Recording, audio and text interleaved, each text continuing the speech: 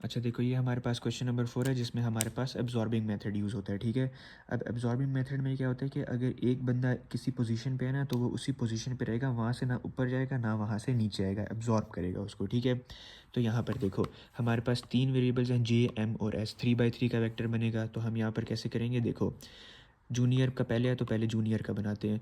Junior की value क्या है, 0.7, 0.7 इधर आ गई। दूसरे पे देखो, दूसरे में कह रहे हैं कि not be demoted to junior. Junior को नहीं डिमोट, जूनियर पे नहीं डिमोट होगा ये, तो यहाँ पर 0 आ जाएगा, ठीक है। और सीनियर की बात हो रही है कि ये एब्जॉर्ब करे, ये सीनियर जो है सीनियर ही रहेगा, नीचे नहीं जाएगा, तो यहाँ पर भी 0 आ जाएगा, ठीक है। फिर फर्स्ट वाला देखो, फर्स्ट वाला जो है वो मिड लेवल पे प्रमोट होता है 0.3 पे, तो 0.3 आ गया, ठीक हो गया।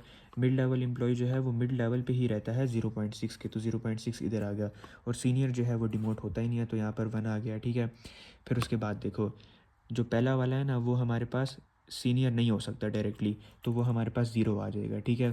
फिर उसके बाद जो मिड लेवल वाला है ना, मिड लेवल वाला हमारे पास सीनियर हो जाएगा 0.4 पे, देखो is promoted to senior with a value of 0.4 इधर आ जाएगा।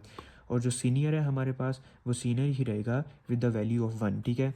देखो ये कॉलम हमारे पास जूनियर का था, ये हमारे पास मीडियम का था, ये हमारे पास सीनियर का था, ठीक है। तो सीनियर हमारे पास सीनियर ही रहेगा, जो कि एब्जॉर्ब करेगा 1 आ जाएगा, ठीक है। अब हमने पहला स्टेप कर लिया कि ट्रांजिशन मैट्रिक्स बना लिया। इनिशियल डिस्ट्रीब्यूशन वेक्टर कैसे बनाएंगे, यहाँ पर देखो, initially the company has 200 junior employees, 100 mid level employees with no senior, seniors है ही नहीं, तो मतलब 200 जूनियर हैं, 100 मिड हैं और सीनियर है ही नहीं, तो यहाँ पर 0 आ जाएगा, ठीक है।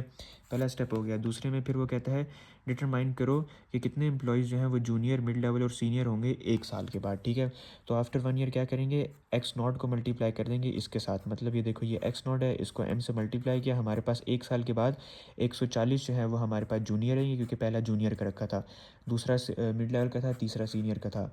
तो 1 साल के बाद 140 हमारे पास सीनियर हो जाएंगे, 140 जूनियर हो जाएंगे, 120 हमारे पास मिड लेवल हो जाएंगे और 40 जो है वो सीनियर हो जाएंगे, ठीक है।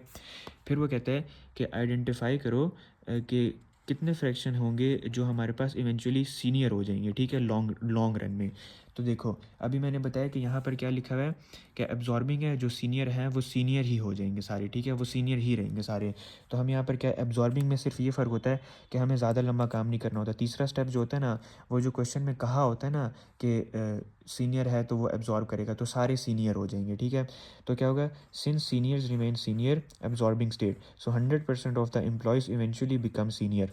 तो हमें हमारे पास क्या हो जाएगा, हम स्टेडी स्टेट बनाएंगे, एक्स इज इक्वल टू, हमारे पास कोई भी जूनियर नहीं रहेगा, कोई भी हमारे पास मीडियम नहीं रहेगा, सारे 300 के 300 हमारे पास क्या हो जाएंगे, सीनियर हो जाएंगे। अब 300 ये कहाँ से आया, यहाँ से आया। हमारे पास टोटल एम्प्लॉयज़ कितने थे, 200 जूनियर थे और 100 मिड लेवल थे, तो तीनों दोनों को प्लस करो तो 300 हो जाता है। तो 300 हमारे पास आ गया सीनियर में, क्योंकि ये सीनियर का था तो सीनियर वाले में हम लोग लिखेंगे उसको, ठीक है। ये हमारे पास क्वेश्चन 4 था जो कि स्पेशल स्टेट थी, एब्जॉर्बिंग स्टेट। इसमें क्या होता है, पहले 2 पार्ट सॉल्व करने थे, तीसरा जो होता है ना, वो जो क्वेश्चन में लिखा होता है ना वो सारे वही हो जाते हैं, ठीक है, क्योंकि वो एब्जॉर्ब कर रहा होता है।